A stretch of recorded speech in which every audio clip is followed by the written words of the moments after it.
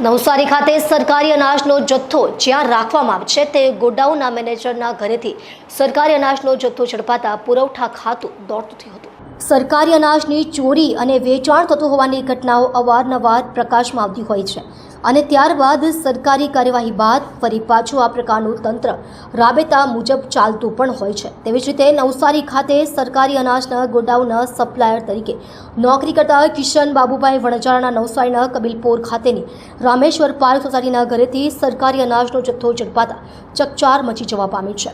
કિશન બાબુભાઈ વણજારાના ઘરે સરકારી અનાજનો જથ્થો છે તેવી માહિતી મળતા જ નવસારી શહેર ગ્રામ્ય અને જલાલપોરના મામલતદારોએ એના ઘરે છાપો મારી સરકારી અનાજના ચોખાના 19 જેટલા કટ્ટામાં રહેલ 950 કિલો જેટલો ચોખાનો જથ્થો ઝડપી પાડી કાયદેસરની કાર્યવાહી હાથ ધરી છે।